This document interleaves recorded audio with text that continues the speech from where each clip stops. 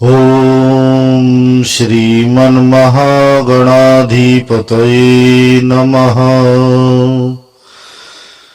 गुरुर्ब्रह्मा गुरुर्विष्णु गुरुर्देवो महेश्वर गुरुर्साक्षात् परब्रह्म तस्मै श्री गुरवे नमः। बर्हापीडं नटवरवपुः कर्णयो कर्णिकारम् विभ्रदासः कनककपीशं वैजयन्तीं च मालाम् रन्ध्राणवेणुर्धरसुधया पूरयन् गोपवृन्देः वृन्दावरण्यं स्वपदरमणं प्राविशद्गीतकीर्तिः। सभी श्रोताओं को नमो नारायण।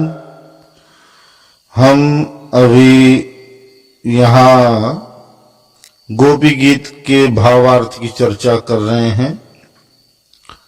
अब तक हमने 7 श्लोकों की चर्चा की है। गोपी गीत में गोपियों के अगाध प्रेम की जो पुकार है भगवान के लिए, उनमें 5वें श्लोक में, 6ठे श्लोक में और 7वें श्लोक में गोपियों ने 3 चीजें मांगी हैं।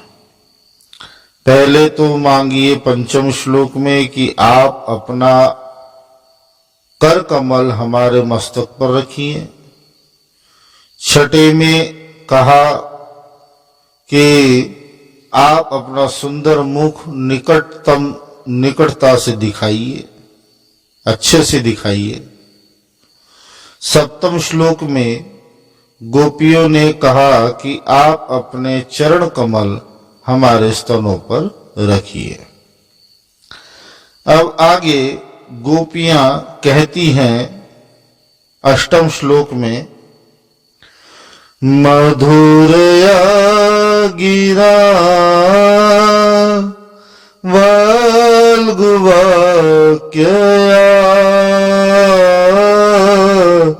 बुध मनोज्ञया पुष्करे क्षण विधि करीरिमा वीरमुयति धरसि धुनाप्ययस्वना। एक बार और, मधुरया गिरा वल्गुवाक्यया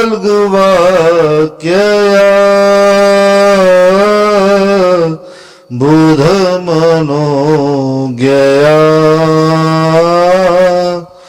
पुष्करे क्षण विधि करीरिमा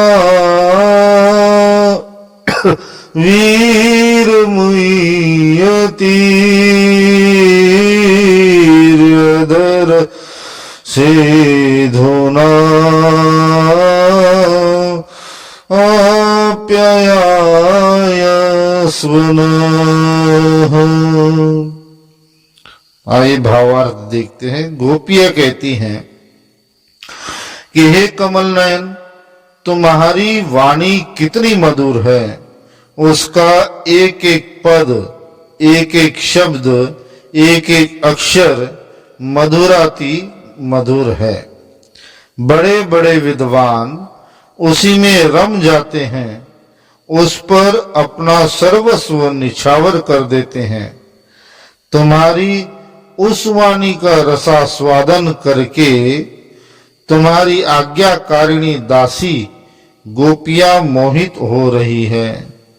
हे दानवीर, अब तुम अपना दिव्य अमृत से भी मधुर अधर रस पिलाकर हमें जीवन दान दो और छका दो।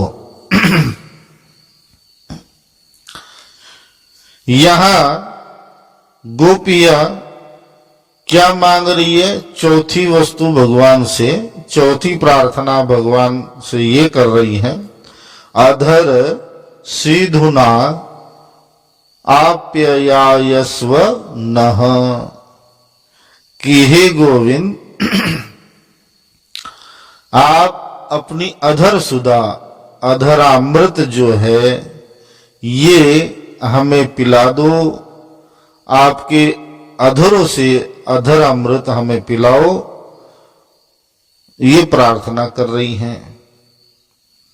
तो ठाकुर जी कहते हैं, मानो कि अभी तो तुम कह रही थी कि अपने पग हमारे स्तनों पर रखो, अभी ये अधरामृत पिलाने की बात तुम्हारी ये कहां से आ गई?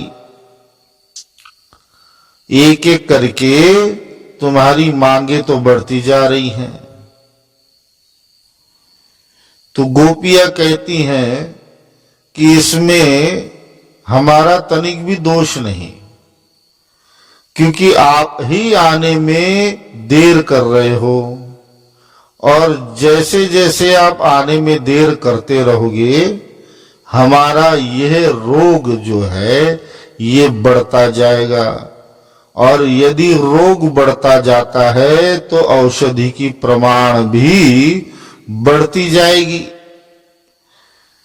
तो जैसे जैसे ये रोग बढ़ रहा है, उसी प्रकार ये औषधि की मांग भी हमारी बढ़ रही है।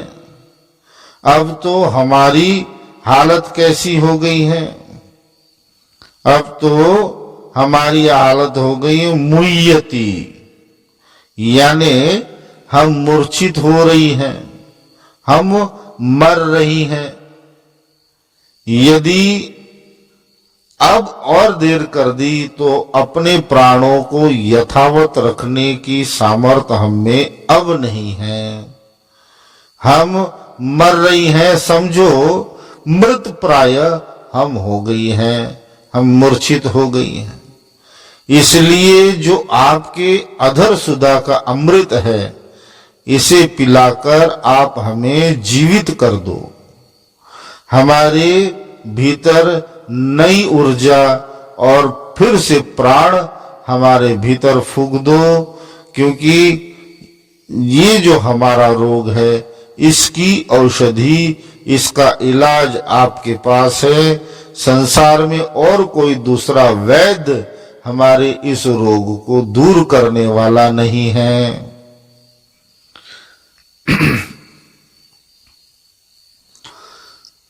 वो तो सब ठीक है, कन्हैया मानो कहते हैं कि मेरा अधरामृत किस प्रकार की ये औषधि बन गई है, तुम्हें कैसे पता कि मेरे अधरामृत में जीवन नवी ऊर्जा फूकने की, जीवन फूकने की सामर्थ्य है?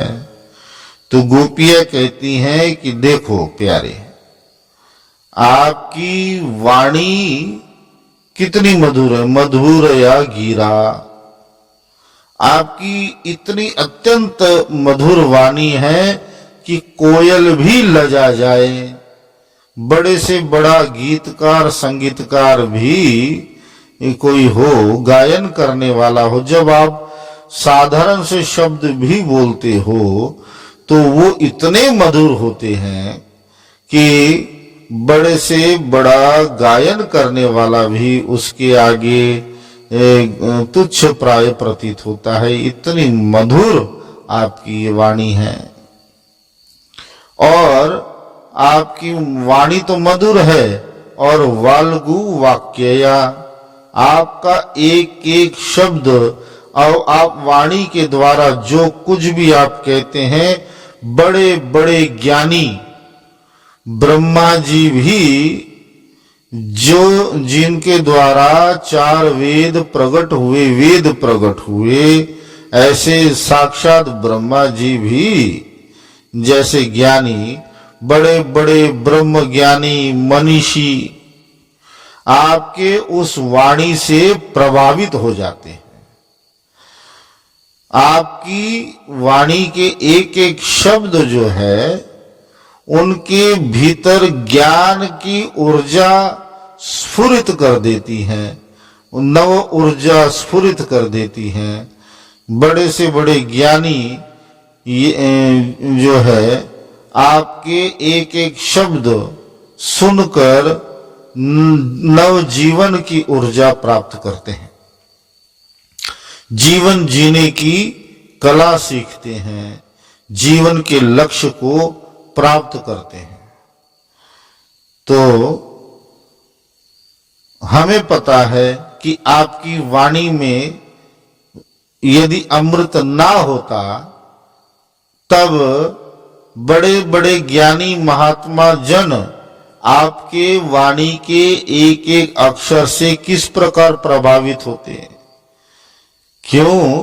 क्योंकि आपके वाणी में वो रसामृत है, हम जानती हैं। यदि वो रसामृत हमें भी मिल जाए तो हमारा अज्ञान तिमिर नष्ट हो जाएगा, और अज्ञान तिमिर नष्ट हो जाएगा। और ज्ञान क्या है? वेद कहता है सत्यम ज्ञानम अनंत ब्रह्म, पर ब्रह्म परमात्मा की उपमाएं दी गई है। ब्रह्म क्या है?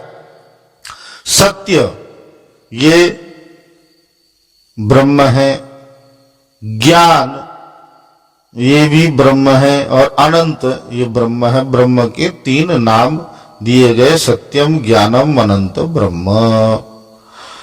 तो जो ज्ञान आपके रसामृत से बहता है, ऐसा ये रसामृत यदि हमें प्राप्त हो जाए, आपका यह अधर रसामृत हमें प्राप्त हो जाए, तो हमारे भीतर भी नव जीवन की ऊर्जा बहने लगेगी। और ये जो हम मूर्छित हो रहे हैं, हमारी ये मूर्छा चली जाएगी, हमारे प्राणों की रक्षा हो जाएगी।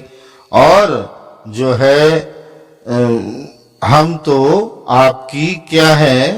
आपकी दासियां हैं, विधि करीरी मां, विधि करीरी मां है, हम आपकी दासियां हैं। तो अपने दासियों पर ये कृपा आपको करना चाहिए। यदि कोई वैद्य है और वैद्य के पास कोई पीड़ित व्यक्ति जाता है, कोई रोगग्रस्त व्यक्ति जाता है, और वो वैद्य को औषधि देने के लिए पुकारता है, उसका उपचार करने के लिए जब पुकारता है, तो वैद्य का यह धर्म बनता है कि वो सब काम छोड़कर, यदि वो भोजन भी कर रहा हो, विश्राम कर रहा हो, सब काम छोड़कर उसका प्रथम कर्तव्य यही बनता है कि वो उस पीड़ित का उपचार करे, उस रोगग्रस्त व्यक्ति का उपचार करे। यदि वो ऐसा नहीं करता है तो उसकी जो विद्या है वो विद्या प्रभावहीन हो जाती है, उसकी उपचार करने की विद्या प्रभावहीन हो जाती है। इसलिए हमारा ये जो रोग है, इस रोग की औषधि आपके पास है। हम रोगी है तो आप हमारे रोग को दूर करने वाले वैद्य हो। यदि हमारे पुकारने पर भी आप हमारा उपचार नहीं करते हो, तो हो सकता है कि आपके उस औषधि का प्रभाव समाप्त हो जाएगा। आपकी वो जो मधुरया गिरा है और वल्गु वाक्य आया है, इसका प्रभाव भी आपका क्षीण हो जाएगा। इसलिए हे प्यारे, हम तो आपकी दासी हैं, हमें अपना अधरामृत आप पिलाओ, जिससे हमारे जीवन में, हमारे शरीर में जीवन का संचार हो जाए, हम पुनः जीवित हो जाए। यदि आप ऐसे नहीं करते हो तो अब और अधिक देर हम अपने प्राणों को धारण नहीं कर पाएंगी।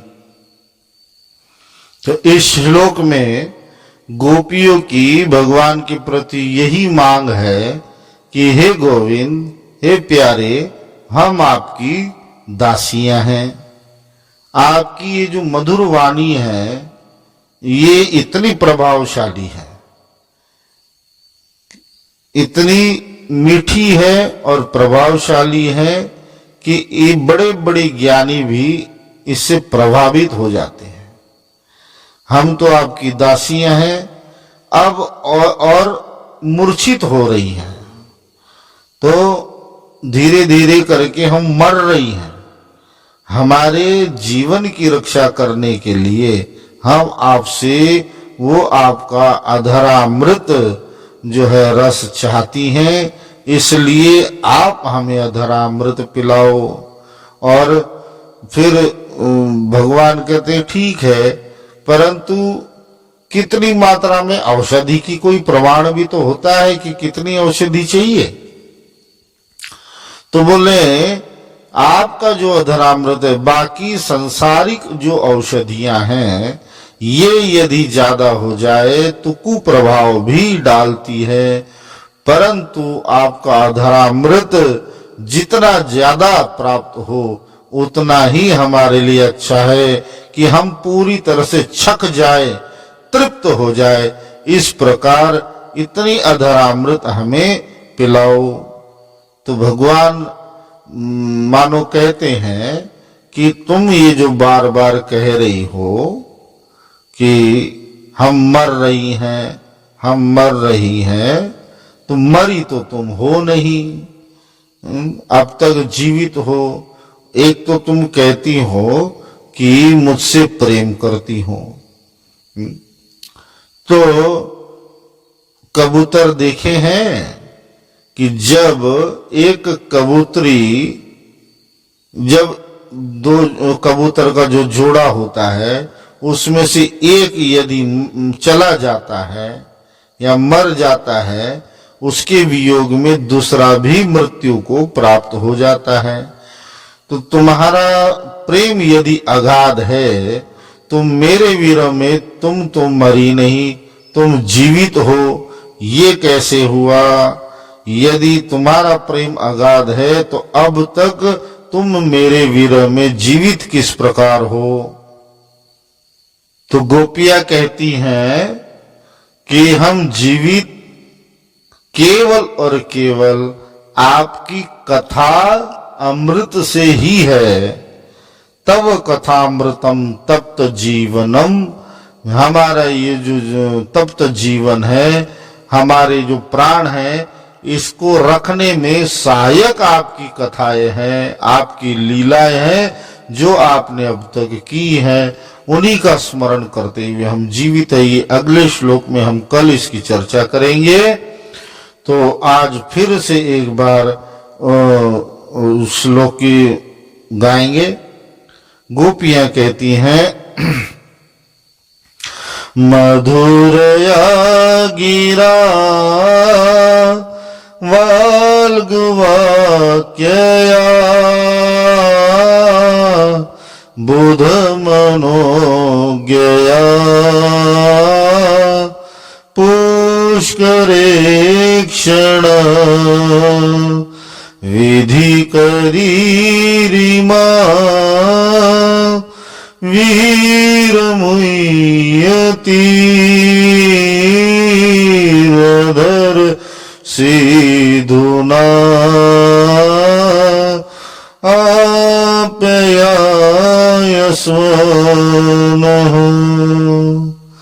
जय जय श्री राधे, जय जय श्री राधे, जय जय श्री राधे श्याम।